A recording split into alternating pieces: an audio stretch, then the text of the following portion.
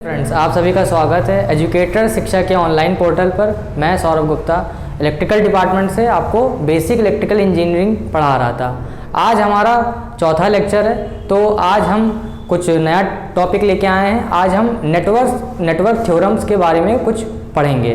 तो सबसे पहले स्टार्टिंग में आपको बता दूं, इसके कुछ टॉपिक्स स्टार्टिंग वाले वो थोड़े थ्योरेटिकल हैं, जो मैं आपको आज पूरे लेक्चर में कवर करूंगा। इसके कुछ एलिमेंट्स हैं या फिर कुछ थ्योरेटिकल पोर्शन है, वो मैं आपको बताऊंगा। ठीक, तो सबसे पहला टॉपिक मेरा है लीनियर एलिमेंट। तो सबसे पहले हम लोग लीनियर एलिमेंट के बारे में समझेंगे। लीनियर एलिमेंट क्या होते हैं? ठीक, ऐसे एलिमेंट्स जो कि ओम्स लॉ को फॉलो करते हैं, उनको हम लीनियर एलिमेंट बोलते हैं। Those circuit elements which follow Ohm's law are called linear elements. मैं इसकी डेफिनेशन लिख रहा हूँ बोर्ड पे, देखिएगा। Those circuit elements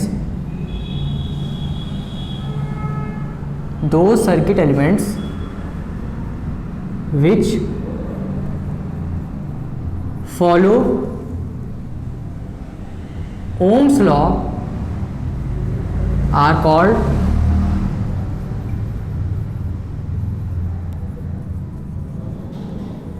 linear element. तो आपको बिल्कुल समझ में आ गया होगा कि those circuit elements which follow Ohm's law are called linear element. ये ऐसे कुछ क्वेश्चंस हैं जो ऑब्जेक्टिव में कई बार पूछ लिए जाते हैं। आपको ऑब्जेक्टिव में ऐसे क्वेश्चंस मिल जाएंगे। सारा का सारा थ्योरेटिकल पोर्शन है जो आपको समझना ज़रूरी है, जो कि एग्जाम्स में पूछे भी जाते हैं। और नेटवर्क को सॉल्व करने के लिए इन सब चीज़ों की आपको जानकारी भी होनी चाहिए। ठीक, इसके बाद आता है आपका बाइलेटरल एलिमेंट। क्या होता है?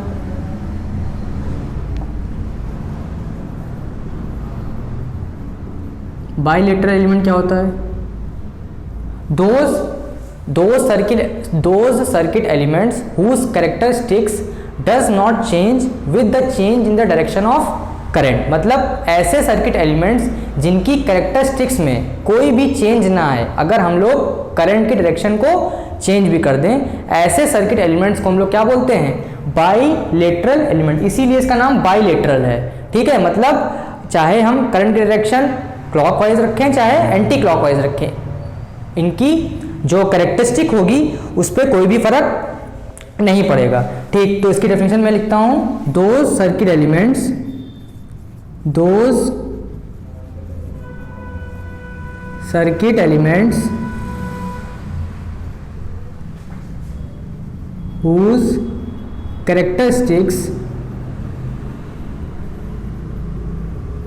whose characteristics does not change with the change in the direction of current. क्या लिखा मैंने? Those circuit elements whose characteristics does not change with the change in the direction of current. मतलब अगर हम लोग करंट के डायरेक्शन को change भी कर दें तो उनकी जो कैरेक्टरिस्टिक्स मतलब होता है वीआई कर्व, उनकी कैरेक्टरिस्टिक्स में कोई भी चेंजमेंट ना आए। तो देखिएगा, मैं आपको एक सर्किट के हेल्प से समझा रहा हूँ। जैसे मैंने एक सर्किट बनाया और इसमें मैंने एक रजिस्टर लगा दिया, इसको एक बैटरी से कनेक्ट कर दिया। ठीक, तो ये हमारा बैटरी है, तो करंट ये प्लस टर्मिनल, इससे करंट देगा और इससे करंट लेगा। ठीक, तो अभी इसमें जो करंट है वो इस डायरेक्शन में है। ठीक, और मैंने यहाँ पे एक और सर्किट बनाया, इसमें मैंने पोलैरिटी बदल के लगा दी। पहले निगेटिव लगा दी, फिर पॉजिटिव लगा दी इसमें। तो करंट यहाँ से जाएगी और यहाँ पे एंटर करेगी, तो इसमें करंट का डायरेक्शन इस ओर। देखिए, करंट का डायरेक्शन चेंज हो रहा है, लेकिन हमारी जो कैरेक्टरिस्टिक बनेगी इसकी वो ऐसी ही बनेगी।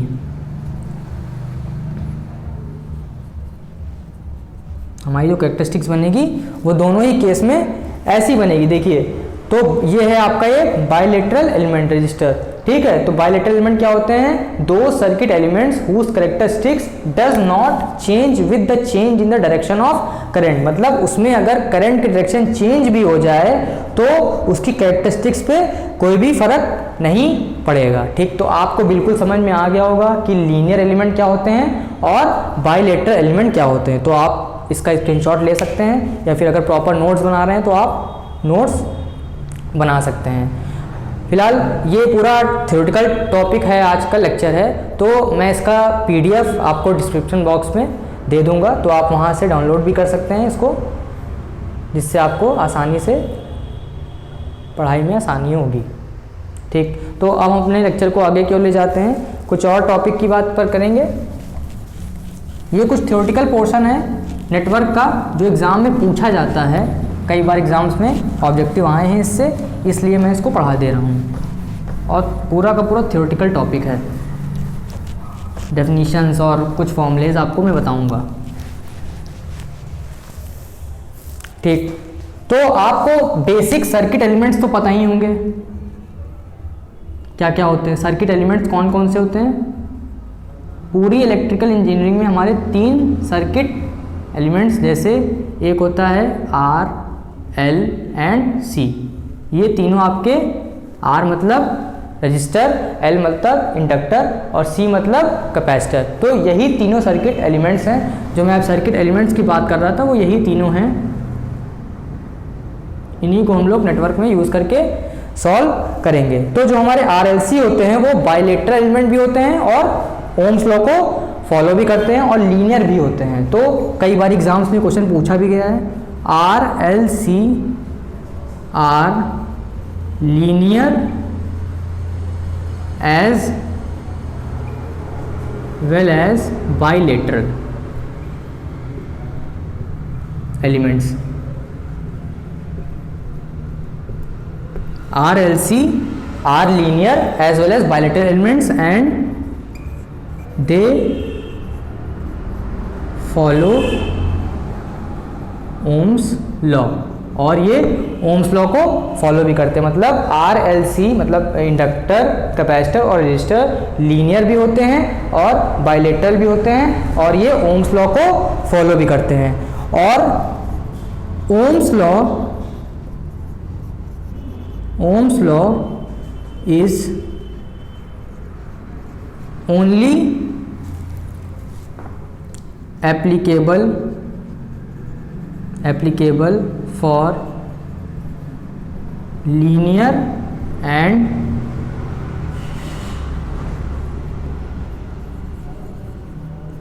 bilateral elements। ठीक, तो ये भी कई बार एग्जाम में बहुत इंपॉर्टेंट पूछा भी गया है कई बार। Ohm's law is only applicable for linear and bilateral elements. एक और point, important point, all linear elements are bilateral. All linear elements are bilateral, मतलब जितने भी लीनियर एलिमेंट्स होते हैं वो क्या होते हैं, वो सारे बाइलेटरल होते हैं। लेकिन all bilateral elements are not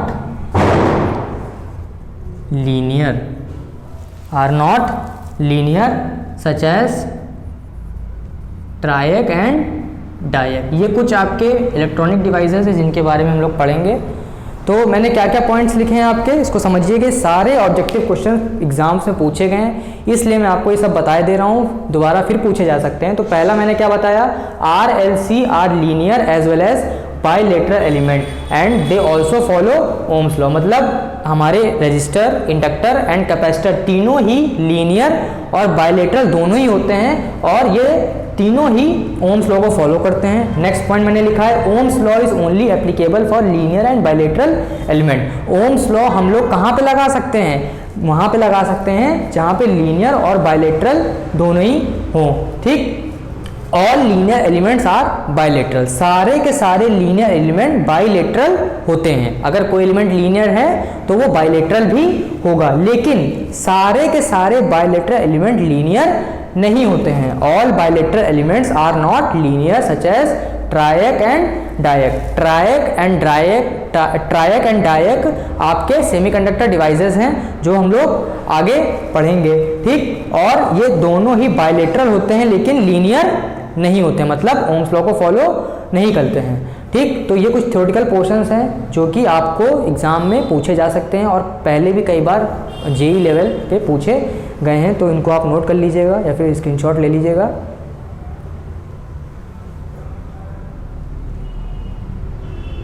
ठीक, अब हम आगे की ओर बढ़ते हैं।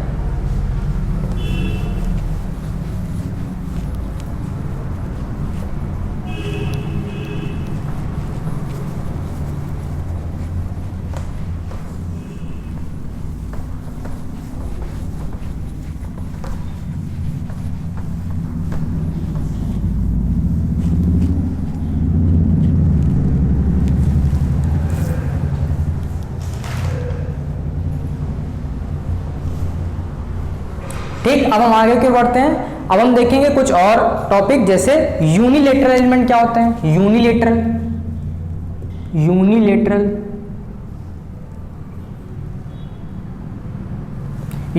एलिमेंट क्या होते हैं? कुछ ऐसे एलिमेंट्स जिनकी कैरेक्टरिस्टिक करंट की डायरेक्शन चेंज होने पे चेंज हो जाती है, उनको हम क्या बोलते हैं? यूनिलेटरल। ठीक, जैसे आपका डायोड, ठीक है। तो मैं फिर से बता रहा हूं कि यूनिलेटरल एलिमेंट्स क्या होते हैं? कुछ ऐसे एलिमेंट्स जिनकी वीआई कैरेक्टरिस्टिक्स करंट की डायरेक्शन चेंज होने पे चेंज हो जाती है, उनको हम लोग बोलते हैं यूनिलेटरल एलिमेंट। मतलब दो circuit elements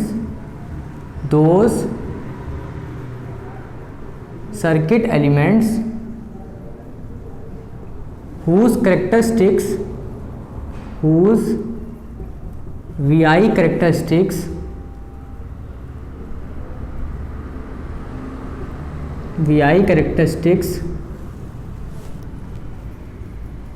changes with the change in the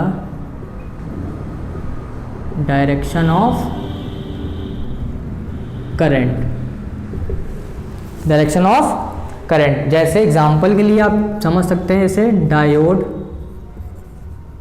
SCR, transistor, amplifier, ये सारी डिवाइसेस हम लोग इलेक्ट्रॉनिक्स में पढ़ेंगे, ETC।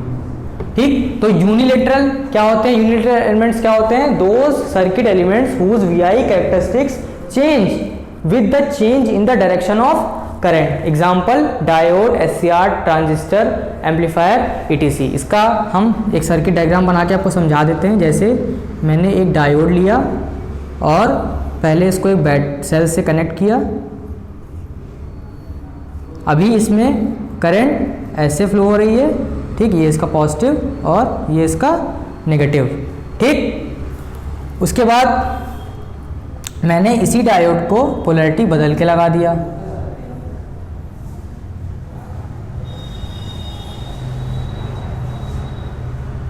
तो ऐसे हो जाएगा। तो इस केस में हमारा ये किस में है? फॉरवर्ड बायस में। सब चीज़ें हम लोग आगे पढ़ेंगे। तो फॉरवर्ड बायस में है ये भी, तो इसका VI कैरेक्टरिस्टिक्स कुछ ऐसे बनेगा, ठीक। इधर वोल्टेज एंड इधर करंट, ठीक। और ये आपका रिवर्स बायस में है तो कुछ आपका ग्राफ ऐसे बनेगा, ठीक। इधर वोल्टेज एंड इधर करंट। तो आपको ये बिल्कुल समझ में आ गया होगा कि यूनिलेटरल एलिमेंट्स क्या होते हैं? Those circuit elements whose VI characteristics changes with the change in the direction of current. मतलब ऐसे सर्किट्स जिनके VI कैरेक्टरिस्टिक्स करंट की डायरेक्शन चेंज होने पे बदल जाते हैं, जैसे diode, SCR, transistor, amplifier, etcetera. मैंने आपको सर्किट डायग्राम बना के भी समझा दिया है। एक डायोड लिया, उसको पहले फॉरवर्ड बायस में रखा तो इसके कैरेक्टरिस्टिक्स कुछ और तरीके से थी, और फिर मैंने इसको रिवर्स बायस में किया तो इसकी कैरेक्टरिस्टिक्स कुछ और तरीके से थी। ठीक, तो ये भी आपको बिल्कुल समझ में आ गया होगा। इसका स्क्रीनशॉट ले लीजिएगा, या फिर नोट्स बना रहे हैं तो प्रॉपर नोट ज़रूर बनाते रहिएगा। आज का लेक्चर पूरा का पूरा थ्योरेटिकल है। ठीक, अब हम अपने लेक्चर को आगे की ओर ले चलते हैं, कुछ और टेक्निकल टर्म्स के बारे में पढ़ेंगे जो हम लोग को पूरे नेटवर्क में देखने को मिलेंगे, बिना उसके नेटवर्क पॉसिबल नहीं है।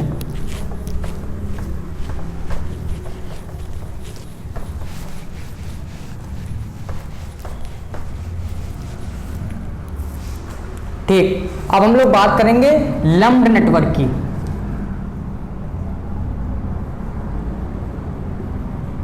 लम्प्ड नेटवर्क क्या होता है? लम्प्ड नेटवर्क क्या होता है कि एक ऐसा नेटवर्क जिसमें आपके पैरामीटर्स जो होते हैं वो आसानी से सेपरेट किए जा सकें। पैरामीटर्स क्या? आपके RLC। तो लम्प्ड नेटवर्क क्या होता है? Those networks in which parameters such as RLC can be easily separated are known as lumped networks. Those networks in which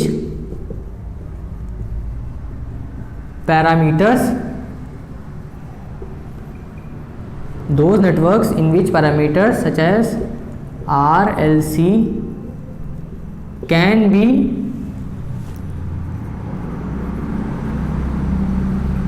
separated are known as lumped network। Lumped network. और आपका मैंने आपको इसके पहले के लेक्चर में KVL पढ़ाया था, तो KVL केवल और केवल लम्प्ड नेटवर्क में ही लगता है। KVL is only applicable in lumped network. बहुत इंपॉर्टेंट है, ये कई बार ऑब्जेक्टिव्स में भी पूछा गया है। Those networks in which parameters RLC can be separated are known as lumped network and KVL is only applicable in lumped network. ठीक, ये आपको लम्प्ड नेटवर्क समझ में आ गया होगा। उसके बाद हम लोग दूसरा टॉपिक पढ़ते हैं, डिस्ट्रीब्यूटेड नेटवर्क। Distributed network.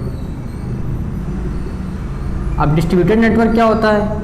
इसका जस्ट अपोजिट, मतलब जिसमें हम लोग अपने सर्किट पैरामीटर्स को सेपरेट नहीं कर सकते हैं।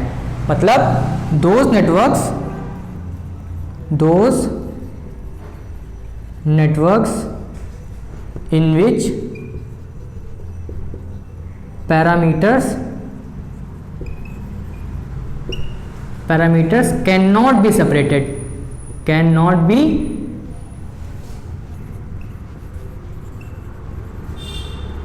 सेपरेटेड, मतलब those networks in which parameters can not be separated are known as distributed network. और हम लोग इसमें KVL नहीं लगा सकते। KVL इज नॉट एप्लीकेबल, आपकी इसमें KVL नहीं लगा सकते। इसका एग्जाम्पल एक बहुत बढ़िया जो कि आपके SSC JEE में आ भी चुका है कि ट्रांसमिशन लाइन जो होती है आपकी, ट्रांसमिशन लाइन जो होती है वो आपकी एक लम्प्ड नेटवर्क का एग्जाम्पल है। Transmission line is a example of distributed.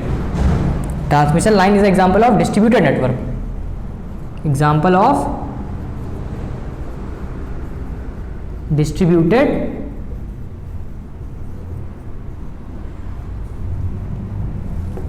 Network. ठीक, तो मैंने क्या क्या पढ़ा? लम्प्ड नेटवर्क क्या होता है? Those networks in which parameters RLC can be separated, ऐसे नेटवर्क जिसमें हमारे RLC पैरामीटर सेपरेट करे जा सकते हैं, उनको हम लोग लम्प्ड नेटवर्क के नाम से जानते हैं। और हम लोग KVL इसमें आसानी से लगा सकते हैं। दूसरी बात, डिस्ट्रीब्यूटेड नेटवर्क क्या होते हैं? those networks in which parameters cannot be separated are known as distributed network। और इसमें हम लोग KVL नहीं लगा सकते हैं। और ये क्वेश्चन भी बहुत इंपॉर्टेंट है। ट्रांसमिशन जो लाइन होती है आपकी, ये हम लोग पावर सिस्टम में अच्छे से पढ़ेंगे, अभी बस नाम सुन लीजिए, ट्रांसमिशन लाइन कोई चीज़ होती है, ठीक। ट्रांसमिशन लाइन जो हमारी होती है वो किसका एग्जाम्पल है? डिस्ट्रीब्यूटेड नेटवर्क का एग्जाम्पल है, ठीक। इसके बाद हम लोग कुछ और देखेंगे, इसके आगे के टॉपिक। आपको स्क्रीनशॉट लेना हो तो आसानी से ले लीजिएगा, ठीक।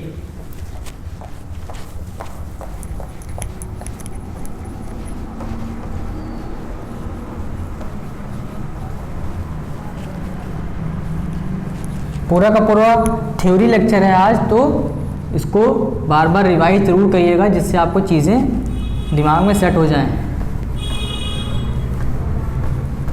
तभी आप नेटवर्क को आसानी से पढ़ पाएंगे, ठीक। अब हम कुछ और आगे पढ़ेंगे चीज़ें, जैसे नोड क्या होता है, नोड या फिर junction.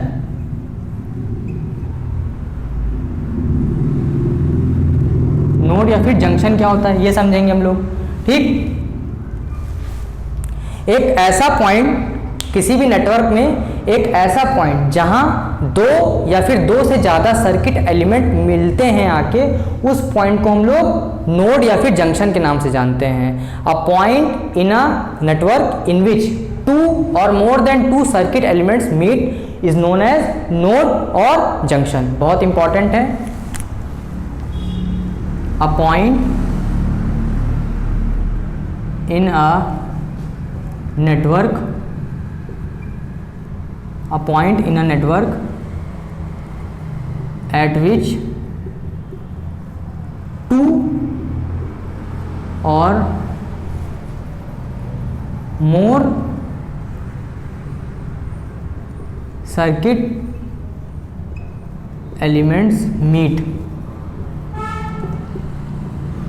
is known as node।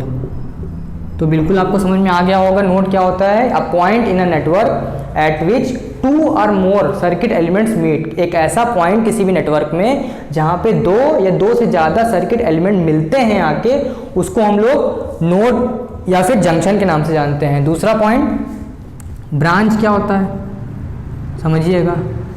Branch, the section between two different nodes, the section between two different nodes,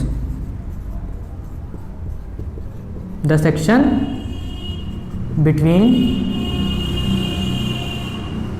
two different nodes, मतलब दो नोड्स के बीच का जो सेक्शन होता है, पार्ट होता है, उसी को हम लोग क्या बोलते हैं? ब्रांच बोलते हैं। आगे मैश या फिर लूप क्या होता है? लूप तो सिंपल है, a close conducting path, a closed conducting path,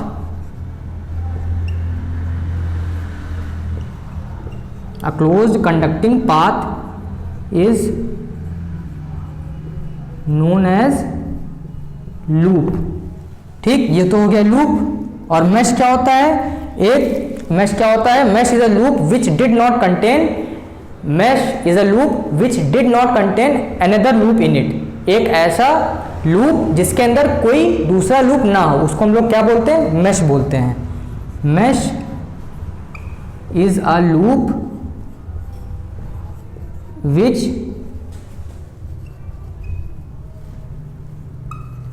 does not contain other loop in it.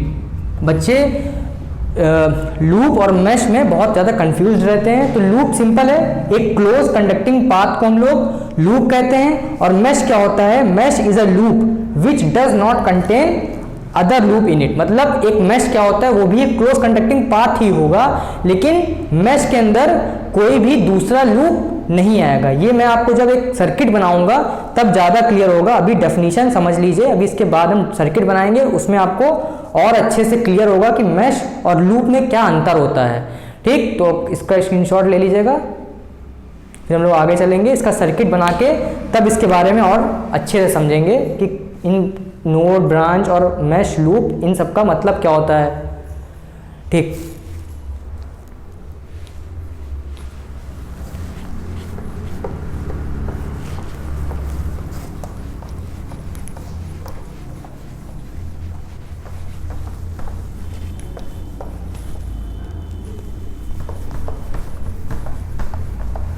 मैं एक सर्किट बना रहा हूँ, सर्किट की हेल्प से आपको इन सारे टर्म्स के बारे में समझाता हूँ। देखिए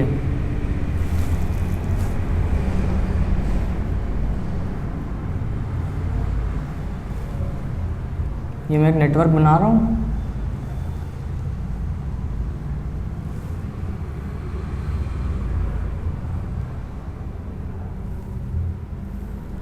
ठीक, ये आपको एक्सटेंस लगा है, ये वोल्टेज सोर्स V1 V2, तो ये पॉइंट और ये पॉइंट, ये 1 और ये आपका 2, जो मैंने 1 और 2 से दिखाए हैं, ये आपके दोनों नोड हैं, मतलब 1 एंड 2 दोनों ही क्या हैं, नोड। अब आपको समझ में आया होगा कि नोड क्या होता है। देखिए 1 पॉइंट पे एक सर्किट एलिमेंट ये, एक ये, एक ये, देखिए 2 से ज़्यादा सर्किट एलिमेंट मिल रहे हैं, इसी को नोड बोला है। तो ऊपर वाला भी नोड और ये भी आपका नोड, ठीक, ये भी बहुत इंपॉर्टेंट। दूसरी बात, अब हम देखेंगे ब्रांच।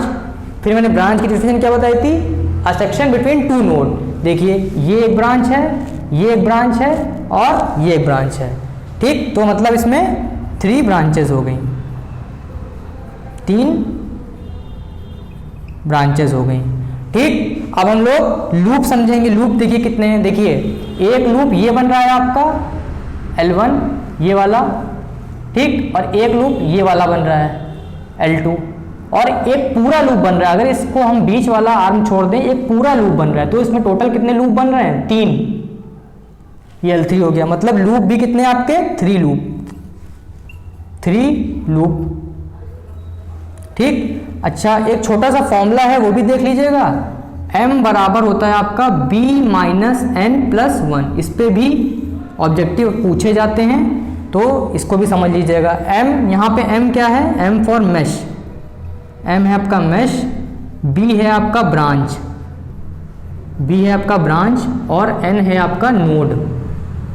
तो कोई भी नेटवर्क होगा उसमें आप, अगर आपको 2 पैरामीटर्स पता होंगे तो आप आसानी से तीसरे वाले को निकाल लेंगे। जैसे इसी नेटवर्क की अगर हम लोग बात करें कि हमको क्या निकालना है, हमको मैश निकालना है, तो हमको ब्रांच और नोड पता है। नोड कितने हैं, नोड है n, कैपिटल N की वैल्यू कितनी है, 2।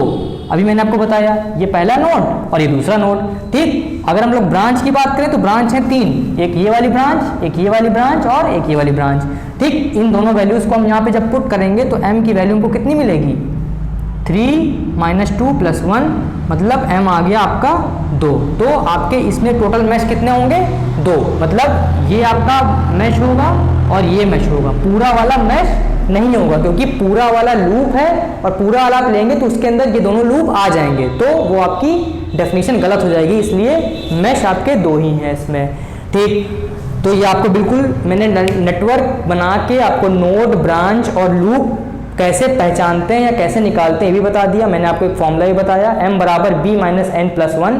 यहाँ पे m क्या है, मैश, b क्या है, ब्रांच, n है नोड। तो आसानी से 2 पैरामीटर पता होंगे तो तीसरे पैरामीटर को आप आसानी से निकाल सकते हैं। ये बहुत ही इंपॉर्टेंट चीज़ें हैं, इनको ध्यान से समझिएगा और रिवाइज ज़रूर करिएगा, तभी आप नेटवर्क के क्वेश्चन सॉल्व कर पाएंगे। अगर आपको ब्रांच, नोड और लूप या मैश निकालने या पहचानने नहीं आएंगे तो आप नेटवर्क के क्वेश्चन एक स्टेप भी आप आगे नहीं बढ़ पाएंगे। तो ये लेक्चर बहुत ज़्यादा इंपॉर्टेंट रहेगा नेटवर्क के लिए, ठीक।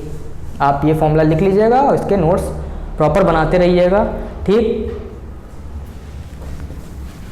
कुछ और चीज़ें हम लोग देखते हैं।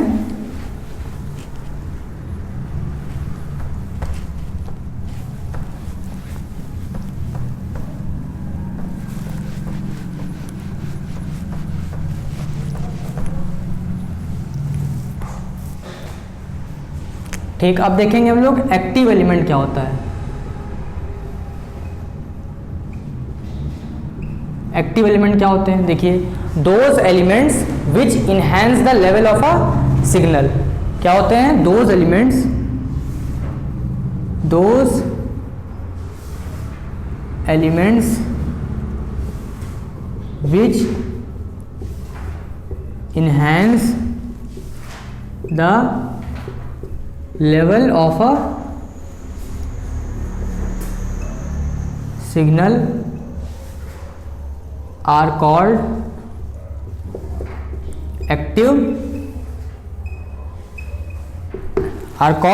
Active elements. जैसे एग्जाम्पल के लिए SCR, ट्रांजिस्टर,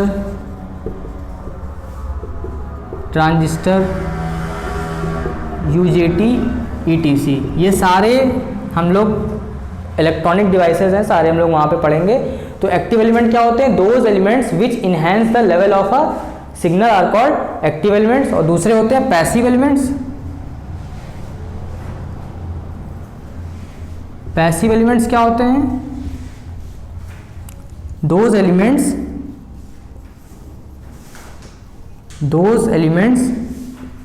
विच कंज्यूम्स इलेक्ट्रिकल पावर,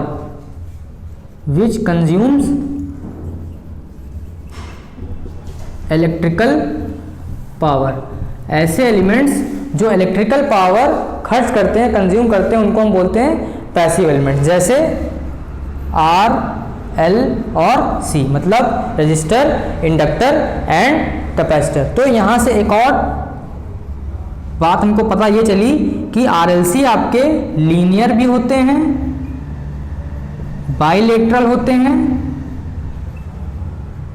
होते हैं और पैसिव होते हैं। तो ये बात बहुत इम्पॉर्टेंट है, ये आप अपने नोट्स में ज़रूर मेंशन कर लीजिएगा, कई बार एग्जाम्स में पूछी गई है कि। तो ये आपका पैसिव एलिमेंट हो गया, those elements which consumes electrical power.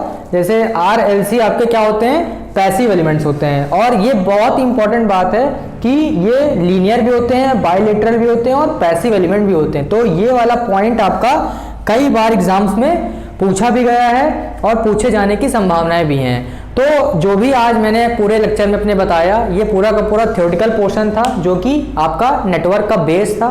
तो इसको रिवाइज एक बार जरूर कर लीजिएगा और इसका PDF मैं डिस्क्रिप्शन बॉक्स में दे दूंगा, तो अपने आप प्रॉपर नोट्स बना लीजिएगा।